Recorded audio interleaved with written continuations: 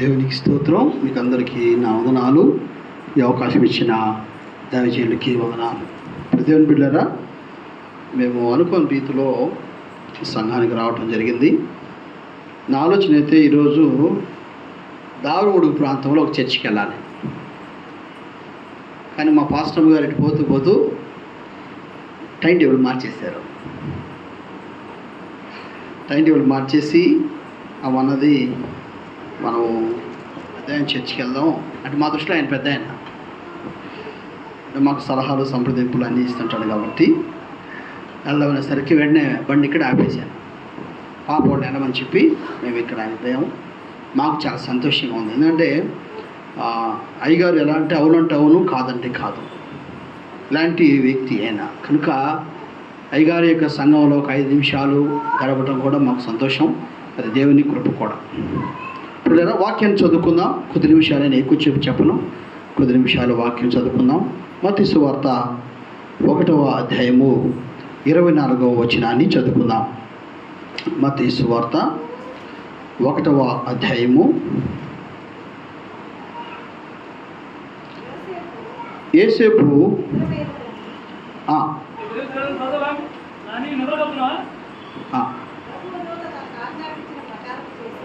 ప్రభుదూత తనకు ఆజ్ఞాపించిన ప్రకారం చేసి తన భార్యను చేర్చుకుని ఒక కుమారుని కనువరకు ఆమెను ఎరుగకుండెను. దేవుడు ఈ వాక్యమును దీవించుగాక. ఆమెన్. దేవుని బిడ్డలారా, మనము క్రిస్మస్ మాసంలో ఉన్నాం కాబట్టి యేసుక్రీస్తు ప్రభువారు ఈ లోకంలో 2024 సంవత్సరాల క్రితం పుట్టాడు. అయితే ఆయన వాళ్ళ కుటుంబంలో ఎందుకు పుట్టాడు అనేది మనం ఆలోచన చేసుకోవాలి. పుట్టాడు మంచిది. ఎందుకు పుట్టాడు? మనకందరికీ రక్షణ కలుగు చేయడానికి పుట్టాడు. మన జీవితంలో మార్పు తీసుకురావడానికి పుట్టాడు. మనిషికి మార్పు చాలా అవసరం. మన ఆలోచనలు, మన తలంపులను పక్కన పెట్టి దేవుని యొక్క ఆలోచనను మన హృదయంలో ఉంచుకున్న విధంగా మనం ముందుకు వెళ్ళాలి. మానవుడు ఎందుకు దెబ్బతింటున్నాడు అంటే, మానవుడు ఎందుకు తన జీవిత శైలిలో ప్రాబ్లమ్స్ని ఫేస్ చేస్తున్నాడంటే, కారణం ఏంటంటే సొంతగా నిర్ణయాలు తీసుకున్నట్టు వల్ల. ఈరోజు ఉదయకాలంలో యేసుతో ఉదయకాల పరిచర్యలో ఒక ఆమె ఒక విజ్ఞాపన చెప్పింది. అయ్యా, మాకు శోధనలు ఎక్కువ వస్తున్నాయి, ప్రార్థన చేయండి అని చెప్పింది. నేను వెంటనే ఆమెకేం చెప్పానంటే, శోధన సహించేవాడు ధన్యుడు అని చెప్పాను. ఆమె ఏమనుకో ఉంటుంది, మాకు ప్రాబ్లమ్స్ వస్తే వచ్చేది మంచిదని చెప్తాను ఈ పాస్టరు అని తిట్టుకొని ఉండొచ్చు. కానీ వాక్యం ఏం చెప్తుంది? మనకి ఒక సమస్య వచ్చింది అంటే, ఒక కష్టం వచ్చిందంటే అవన్నీ కూడా దేనికి వచ్చాయి అని అంటే మంచిగా వస్తాయి. అర్థమైందా? మంచిగా వస్తాయి. ఎందుకు వస్తాయి అని అంటే మన సొంత నిర్ణయాల వల్ల వస్తాయి, సొంత ఆలోచన వల్ల వస్తాయి అని బైబిల్ చెప్తుందా అంటే చెప్తుంది. యాకోబు రాసిన పత్రిక 1వ అధ్యాయంలో 14-15 వచనాల్లో చాలా చక్కగా, చాలా నీట్గా దేవుడు చెప్తాడు. 12వ వచనం నుంచి ఒకసారి చదువుకుంటే చాలా చక్కగా చెప్తాడు. శోధన సహించువాడు అదేవిధంగా బైబిల్ చెబుతున్న మాట, కష్టాలని, ఇబ్బందుల్ని, విపత్తుల్ని, ఆర్థిక లేమిల్ని, కుటుంబ వ్యవహారాల్లో ఉన్నటువంటి ఇబ్బందుల్ని, ఇవన్నీ శోధనలు, ఈ శోధనల్ని సహించాలి. ఎందుకు సహించాలి? అవి ఎందుకు వస్తున్నాయి అని అంటే, ఆ రాయబడిన మాట అంటే, మీ స్వకీయ దురాశ వలన ఏడవబడిన వారై, మరులు కొల్పబడిన వారై. చదవాలన్నమాట. ప్రతి వాడును తన స్వకీయమైన అంటే తన సొంత దురాశ చేత ఏడవబడిన వాడై, మరుల కొల్పబడిన వాడై శోధింపబడును. దేవుడు శోధనలు తీసుకురాడు. అలా అంటే కూడా పాపం అని ఉందా? చదవాలా అని ఉందా? దురాశ గర్భము ధరించి పాపమును కనగా పాపము పరిపక్వమై మరణము కనును. పాపము పరిపక్వమై మరణాన్ని కనుంది. నా ప్రియ సహోదరులారా, మోసపోకుడి. శ్రేష్టమైన ప్రతి ఈవియు సంపూర్ణమైన ప్రతి వరమును పరసంబంధమైనదై ఆ, జ్యోతిర్మయుడకు తండ్రి యొద్ద నుండి ఆ. వచ్చును. ఆ. ఆయన యందు ఏ చంచలత్వమైనను ఆ, గమనీయ వలనను ఆ. కలుగు ఏ ఛాయ అయినను లేదు. ఆ. ఆయన తాను సృష్టించిన వాటిలో ఆ రాయబడిన మాటల్లో చక్కగా చూడండి, శోధనలు కష్టాలు వచ్చినప్పుడు ఇవి దేవుని వలన వచ్చినవి అని చెప్పకూడదు అని రాయబడి ఉంటుంది. తర్వాత చదువుకో ఇంటికి పోయి. అలాదా ఒకవేళ దేవుడు ఎందుకు ఇటువంటి కష్టాలు తెస్తున్నాడు, దేవుడు ఎందుకు ఇటు ఇబ్బందులు పెడుతున్నాడు, చర్చికి వెళ్ళాలంటే టైం నాకు దొరకట్లేదే, చర్చికి వెళ్ళాలంటే మా పరిస్థితులు అనుకూలించట్లేదే అని అనుకుని మనమే ఆగుతున్నామట, మనమే దేవుని సన్నిధానాన్ని కోల్పోతున్నామట. యేసుక్రీస్తు ప్రభువారు ఎందుకు పుట్టాడు అంటే ఆయన ఆజ్ఞల ప్రకారంగా మనం నడవకుండా ఉన్నాం కాబట్టి నడవాలని ఆయన పుట్టాడు. యేసోబు కుటుంబంలో ఎందుకు పుట్టాడు? ఇప్పుడు చదువు వాక్యం. ఎందుకు పుట్టాడట? దేవుడు దా కీడు విషయమై. అది ఓకేనా, నేను చెప్పేశాను. ఇప్పుడు చదివిన 1వ అధ్యాయం 24వ వచనం మత్తయి సువార్త. ఎందుకు యేసుక్రీస్తు ప్రభు పుట్టే శోధనలు ఎందుకు వస్తాయో చెప్పాను మీకు. నేను ఇప్పుడు శోధనలు రాకుండా అంటే యేసుక్రీస్తు ప్రభు వారు చెప్పినటువంటి ప్రకారంగా నడవాలి. అయితే నీ కుటుంబంలో యేసు ఉండాలంటే ఏం చేయాలి అనే విషయాన్ని ఇప్పుడు నేను చెబుతున్నాను. 1వ అధ్యాయం 24వ వచనం. యేసేపు నిద్ర మేలుకొని ప్రభువు దూత తనకు ఆజ్ఞాపించిన ప్రకారం ప్రభువు దూత తాను ఆజ్ఞాపించిన ప్రకారము చేసి చాలు. ఏం చేసేదట? ప్రభువు దూత తనకి ఏమైతే చెప్పాడో వాటి ప్రకారంగా చేసి తన కుటుంబాన్ని ప్రొటెక్ట్ చేసుకున్నాడు, తన కుటుంబాన్ని జాగ్రత్త పరుచుకున్నాడు, తన భార్యను విడనాడలేదు. లోక సంబంధంగా భార్యను విడనాడాలి. ఎందుకు? ఆయనకు తెలియకుండా ఆమె గర్భవతి అయింది. ఆమెకు తెలియకుండా ఆమె గర్భవతి అయింది. కానీ పరిశుద్ధాత్మ దేవుడు ఆమెని కమ్మి ఆమె గర్భవతి అయింది.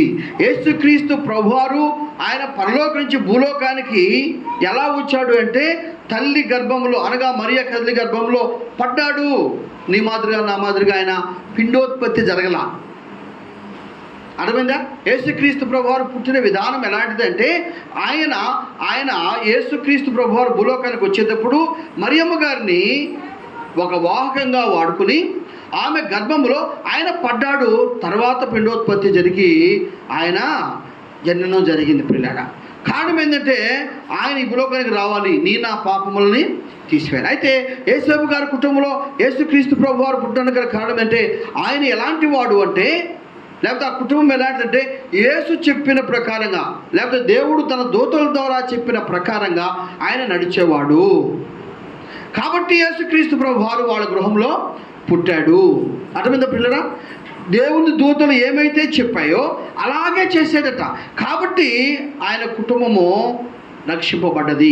కాబట్టి ఆయన కుటుంబము ఇప్పుడు మనం చెప్పుకోగలుగుతున్నాం. మనం కూడా వాక్యం చెప్పేటప్పుడు దైవ సేవకులు ఏమైతే చెబుతున్నారో ఆ ప్రకారమే మనం చేయాలి. దైవ సేవకులు ఎలా చెప్తారు? పరిశుద్ధాత్మ ప్రేరేపణ కలిగి చెప్తారు. పరిశుద్ధాత్మ ప్రేరేపణ కలిగి వాక్యము ప్రిపేర్ అయ్యి ఆ వాక్యముని ధ్యానించి ఎలాగా నా యొక్క మందకు చెప్పాలి, లేకపోతే నా సంఘానికి ఎలా చెప్పాలి, నా సంఘ బిడ్డలు ఎలా అర్థం చేసుకుంటారు, వారికి ఏది అవసరము అని ఆలోచన చేసి దేవుని సన్నిధానంలో పెట్టి ఆ ప్రకారంగా మనకు వాక్యాన్ని బోధిస్తారు. మీ సేవకుడు కూడా అంతే. మీ సేవకుడు ఒక విషయాన్ని మీకు తెలియపరుస్తున్నాడు అంటే, ఒక విషయాన్ని మీకు గట్టిగా నొక్కి చెప్తున్నాడంటే అది మీకు ఉపయోగకరం కనుక దేవునికి మహిమ కలుగును గాక. ఆమేన్. ప్రియ దేవుని గమనించండి, మీకు నీకు అది నీ జీవితంలో అవసరం కనుక మీ సేవకుడు కొన్ని విషయాల్ని నొక్కి ఒక్క నుంచి గట్టిగా చెప్తాడు. అప్పుడు మనం స్వీకరించాలి వాటిని వ్యతిరేకిందే. ఇక్కడ యేసేపు గారు దేవుడి దూత చెప్పింది, అయ్యా మీ యొక్క భార్య ఆ పరిశుద్ధాత్మ ప్రేరేపణ వల్ల, పరిశుద్ధాత్మ కమ్మటం వల్ల ఆమె గర్భవతి అయింది, దేవుడు భూలోకానికి రాబోతున్నాడు అని చెప్పినప్పుడు ఆయన ఏం చేశాడట? ఆ ప్రకారంగా చేశాడు. దేవుని బిడ్డలు లేకపోతే దైవజనులు లేకపోతే దేవుని దూతలు ఏమైతే చెప్పారో ఆ ప్రకారంగా చేయటం వల్ల వారి కుటుంబంలో యేసు పుట్టెను. మన జీవితంలో ప్రియులరా, మన కుటుంబంలో మనకు రక్షణ కావాలి అంటే, ఆత్మీయ రక్షణ కావాలన్నా, శరీర ప్రకారం రక్షణ కావాలన్నా నీ కుటుంబంలో ఎవరు ఉండాలో తెలుసా? యేసు ఉండాలి. యేసుక్రీస్తు ప్రభువారు మన జీవితాల్లో లేకపోతే, యేసయ్య యందు భయభక్తులు మన జీవితంలో లేకపోతే మన కుటుంబంలో రక్షణ రాదు. నాకు నేను రక్షింపబడ్డాను పర్లేదు కాదు. మనం ఎవరమో తెలుసా? ఈ లోకాన్ని రక్షించడానికి దేవుడి చేత వాడబడుతున్న సాధనాలవి. దేవునికి మహిమ కలుగును గాక. ప్రియులారా, మనము యేసు వైపు చూసి యేసుతో మనం నడవాలి. యేసు వైపు చూసి యేసుతో మనం నడవాలి. యేసుతో నడవండి. యేసు ఏం చెప్తున్నాడు? నేను చెప్పిన బోధ ప్రకారంగా మీరు నడవండి. ఆయన ఏదో భయభక్తులు కలిగి మనం జీవించండి. పదే పదే దైవజనుడు చెప్తున్నాడు. భక్తి అంటే ఏంటి? భక్తి అంటే దేవుని లక్షణాలను కలిగి ఉంటాన్ని భక్తి అంటారు. భక్తి అంటే ఏంటి? దేవుని లక్షణాలు. దైవ లక్షణాలు ఏంటి? పరిశుద్ధంగా జీవించాలి. మన మాట పరిశుద్ధంగా ఉండాలా, మన ప్రవర్తన పరిశుద్ధంగా ఉండాలా, మన ఆలోచన పరిశుద్ధంగా ఉండాలా, మన డ్రెస్ సెన్స్ పరిశుద్ధంగా ఉండాలా. మనల్ని చూచి వీళ్ళు నిజమైన క్రైస్తవులు అంటే ఎవరు? దేవుణ్ణి ఫాలో అయ్యేవారు, యేసుక్రీస్తు ప్రభుని అలవాటు చేసుకొని ఆ బోధ ప్రకారంగా నడుస్తూ ఆ దేవుని బిడ్డలుగా కుమారులుగా ఉన్నవారు వీరు క్రైస్తవులు. సర్టిఫికేట్ మార్చుకుంటే కాదు క్రైస్తవులు ఎవరో తెలుసా? యేసుక్రీస్తు చెప్పిన బోధ ప్రకారంగా ఎవరైతే నడుస్తారో వారు క్రైస్తవులు. కనుక ప్రియులుగా మనము దేవుని భక్తి కలిగి ఉండాలి, అనగా దేవుని లక్షణాలను కలిగి ఉండాలి. దైవ లక్షణాల్లో మొట్టమొదటిది ప్రియులుగా పరిశుద్ధత. నీ జీవితంలో పరిశుద్ధత లేకపోతే, ఈ పరిశుద్ధత అనేది ఒకసారి తీసుకుంటే ఆగిపోయేది కాదు. అది ఎలాంటిదంటే ప్రతి నిమిషము, ప్రతి సెకండు, ప్రతిరోజు, ప్రతి గంట నువ్వు పరిశుద్ధపరచబడుతూనే ఉండాలి. అనగా నీ ఆలోచన విధానం అంతా కూడా దేవునికి దగ్గరగా ఉండాలి. నేను యేసుక్రీస్తు బిడ్డని, నేను దేవుని కుమార్తెను, నా కుటుంబం దేవుని చేత రక్షింపబడినది. కాబట్టి ఆదివారం నేను ఏం చేయాలో తెలుసా? నా దేవుడు నా కొరకు కలువరిశిలో చేసిన త్యాగాన్ని జ్ఞాపకం చేసుకొని, ఆ పునరుద్ధాన దినాన్ని జ్ఞాపకం చేసుకొని, ఆ బలను జ్ఞాపకం చేసుకొని నేను కృతజ్ఞతలు చెల్లించాలి. అలా చెల్లించడాన్నే ఆరాధన అంటారు. యేసుక్రీస్తు ప్రభువారు నీ పాపం నిమిత్తమై కలువరిశిలో చేసిన త్యాగాన్ని జ్ఞాపకం చేసుకొని కృతజ్ఞతలు చెల్లించడాన్ని ఆరాధన అంటారు. కనుక ప్రియులారా, యేసు పుట్టాలి అంటే దేవుడు చెప్పినటువంటి బోధ ప్రకారంగా నీవు నడవాలి. ప్రపంచమంతా అల్లకొల్లాలం అయిపోతుంది. నోవహు నువ్వేం చేయాలో తెలుసా? ఒక ఓడను సిద్ధపాటు చేసుకుని ఆ ఓడ నిన్ను ప్రొటెక్ట్ చేస్తుంది, నీ కుటుంబాన్ని ప్రొటెక్ట్ చేస్తుంది, నీ కుటుంబాన్ని రక్షిస్తుంది. కాబట్టి నువ్వేం చేయాలో తెలుసా? ఆ సిద్ధపాటు చేసుకో. ఒక ఓడను సిద్ధపాటు చేసుకొని చెప్పాడు ఆదికాండం 7వ అధ్యాయంలో. అర్థమైంది ప్రియులారా? సిద్ధపాటు చేసుకున్నప్పుడు ఆయన ఏం చేశాడు? దేవుడు ఏమైతే చెప్పాడో, దేవుడు ఏమైతే తనకి తెలియపరిచాడో అలాగునే తను ప్రిపేర్ చేసుకున్నాడు, అలాగనే తను తయారు చేసుకున్నాడు ఓడని. దేవుడు చెప్పిన ప్రకారంగా నోవాహు చేశాడు. కాబట్టి నోవాహు కుటుంబము రక్షింపబడింది. ఈరోజు సంఘంలో వాక్యం ఇచ్చిన ప్రియ దేవుని బిడ్డలారా, దేవుని చెప్పిన ప్రకారం నువ్వు నడిస్తే, దేవుడు చెప్పిన ప్రకారంగా నీవు నీ జీవితాన్ని మార్చుకుంటే నీ జీవితము రక్షింపబడుతుంది, నీ కుటుంబము రక్షింపబడుతుంది. అక్క చెల్లెళ్ళు, అన్నదమ్ముళ్ళు ఇంకా రక్షింపబడలేదే, ఎందుకు వాళ్ళు రక్షింపబడలేదు, నేను రక్షింపబడ్డానే, వాళ్ళు ఎందుకు రక్షింపబడలేదు అనే ఆలోచన మనకి నిత్యం కలగాలి. వారి కొరకు ఏం చేయాలి? మనము ప్రార్థన చేయాలి. వారి కొరకు మనం ఏం చేయాలా? దేవుడి దగ్గర యాచన చేయాలి. దేవా, ఇదిగో వాళ్ళ పరిస్థితులు ఇలా ఉన్నాయి, వాళ్ళ స్థితిగతులు ఇలా ఉన్నాయి, కాబట్టి ఏం చేయాలా? ప్రార్థన చేయాలని అడగాలి దేవుణ్ణి. ఆదివారం మాత్రమే చర్చికొచ్చి పోయేసి గూట్లో బైబిల్ పెట్టేసి మళ్ళా ఆదివారం మాత్రం మళ్ళీ బైబిల్ తీసుకొస్తే ఉపయోగమో లేదో. మనం ఏమి చేయాలో తెలుసా? మన బిడ్డల చేత వాక్యాన్ని చదివించాలా. మీకు చదువు వస్తే మీరు చదువుకోవాలా, ప్రతిరోజు కుటుంబ ఆరాధన చేసుకోవాలి. ఇవే భక్తి లక్షణాలు. కనుక ప్రియులను గమనించండి, యేసు పుట్టెను. ఎందుకు పుట్టెను అంటే దేవుని లక్షణాలను నీ జీవితంలో నింపడానికి, నీ జీవితంలో రక్షణ ఇవ్వడానికి, నీకు పరలోక భాగ్యాన్ని ఇవ్వడానికి, నరకం నుంచి తప్పించడానికి యేసుక్రీస్తు ప్రభువు ఈ లోకంలో పుట్టాడు. నోవాహు ప్రియులరా, ఎలాంటి వాడైతే యేసుక్రీస్తు పుట్టాడో తెలుసా?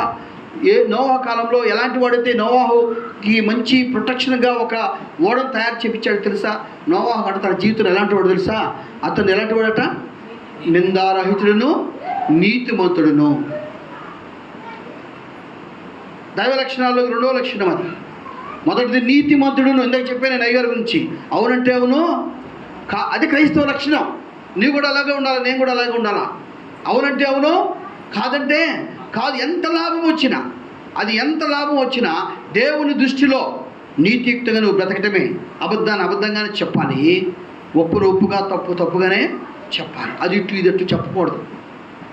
నోవాహు అలాంటి వాడు కాబట్టి దేవుడు తన కుటుంబాన్ని రక్షించాడు. అతను నీతిమంతుడట. రెండోది నిందారహితుడు. ఎవరన్నా అతని మీద నిందేయడానికి కూడా అవకాశము, ఇతను అపరాధయ్యా, ఇతను చర్చికి పోడు, ఇతను దశంభాగం ఇవ్వడు, ఇతను స్వేచ్ఛా తర్పణలు ఇవ్వడు, వాళ్ళ కుటుంబంలో కార్యం జరిగితే కృతజ్ఞత ప్రార్థన పెట్టుకోడు అని చెప్పడానికి అవకాశం ఇవ్వకూడదు. కుటుంబంలో, సంఘంలో ఉన్న ప్రతి కుటుంబము ఇది ఆలోచన చేయాలి ప్రియులారా.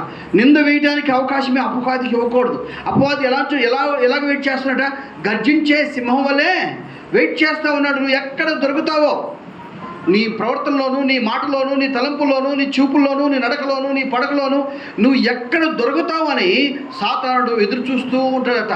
ఒకవేళ నువ్వు దేవునికి అయిష్టమైన కార్యాలు, లేకపోతే దేవునికి ఏవైతే చెప్పాడో ఆ కార్యాలు చేయకుండా నీ ఇష్టానుసారంగా నీవు సొంత నిర్ణయాలు తీసుకొని నువ్వు సంఘానికి వ్యతిరేకంగా, సేవకుడికి వ్యతిరేకంగా నిర్ణయాలు తీసుకొని అపరాధి అయిపోతే నీకు రక్షణ దొరకదు ప్రియులారా. పేరుకు మాత్రమే రక్షింపబడి ఉంటావు, కానీ రక్షణ దొరకదు. సంఘములో నువ్వు ఎలా ఉండాలి? నిందారహితుడిగా. సమాజంలో ఎలా ఉండాలి? నిందారహితుడిగా. నీ కుటుంబంలో నువ్వు ఎలా ఉండాలి? నిందారహితుడిగా. నింద వేయడానికి అవకాశమే. నీ మీద నింద వేయాలంటే భయపడాలి. ఎందుకో తెలుసా? వీరు దేవుని చిత్తానుసారంగా నడిచినటువంటి దేవుని బిడ్డలు. కాబట్టి వీరికి ఎట్టి పరిస్థితుల్లో వీడి మీద నింద, క్రైస్తవుల మీద నింద వేసిన వారికి ప్రాబ్లమే. తెలుసా మీకు విషయం? పరిశుద్ధ గ్రంథంలో రాయబడిన మాట అది. అదేదా? ఎవరైనా మనల్ని ద్వేషించినా, ఎవరైనా మనల్ని తోలనాడినా, ఎవరైనా మనల్ని ప్రాబ్లం క్రియేట్ చేసినా మన మీద, అర్థమైందా? వారికి శ్రమ, మనకు కాదు. పరిశుద్ధ గ్రంథం చెప్తుంది. ఎవరైతే మిమ్మల్ని తోలనాడతారో, ఎవరైతే మిమ్మల్ని వ్యతిరేకిస్తారో, ఎవరైతే మిమ్మల్ని అసభ్యంగా మాట్లాడతారో వారికి శ్రమ. కాబట్టి వారి కొరకు మనం ఏం చేయాలా? అందువల్ల దేవుడు అన్నాడు, నిన్నువలే నీ శత్రువును కూడా ప్రేమించమన్నాడు. క్రైస్తత్వం ఈ మాట చెప్తుంది. శత్రువును కూడా ప్రేమించమని చెప్తుంది. ఎందుకంటే వాళ్ళకి శ్రమ. దేవుని నమ్ముకున్న వారు కానే కాదు ప్రియులారా. కాబట్టి నీ కుటుంబంలో దేవుడు అనగా, నీ కుటుంబంలో యేసుక్రీస్తు ప్రభువారు అనగా రక్షకుడు, యేసు అంటే రక్షకుడు పుట్టాలి అంటే అర్థమైందా? నీవు దేవుని చిత్త ప్రకారంగా నడవాలి. దేవుని చిత్తంలో మొదటిది 2 మాటలు ముగిస్తాను. మొదటిది పరిశుద్ధంగా జీవించాలి. రెండోది నీతియుక్తంగా, నిందారహితులుగా అలాగా జీవించారు. కాబట్టి యేసేపు కుటుంబంలో యేసుక్రీస్తు ప్రభువారు పుట్టారు. నోవహు కుటుంబాన్ని దేవుడు రక్షించాడు. నీ కుటుంబాన్ని, నా కుటుంబాన్ని, మన కుటుంబాలను కూడా దేవుడు రక్షించాలనుకుంటున్నాడు. ఈ క్రిస్మస్ మాసంలో ప్రియ దేవుని బిడ్డరా, యేసుక్రీస్తుని ఆత్మతో సత్యముతో మనం ఆరాధించే టైం. సంఘాలలో మనం కూడుకున్నప్పుడు మనము దేవుడు ప్రార్థన చేసేటప్పుడు నేను ఎలా ఉన్నాను? నా కుటుంబం ద్వారా దశంభాగం ఇస్తున్నానా? నా కుటుంబం ద్వారా కృతజ్ఞతలు చెల్లిస్తున్నానా? నా కుటుంబం ద్వారా దైవజనుడి ద్వారా వాక్యాన్ని ఇంటికి వచ్చి చెప్పించుకుంటున్నానా? యేసు ఆ ఇంట ఉంటే దేవుని కార్యాలు అద్భుతంగా జరుగుతాయి. దేవుని యొక్క కృప నిరంతరం. కాబట్టి యేసు వైపు చూసి యేసుతోనే మనం నడుద్దాం. అట్టి కృప సంఘానికి నేడు దేవుడు దయచేయను గాక. ఆమేన్. ఈ సమయం ఇచ్చిన దైవజనునికి వందనాలు.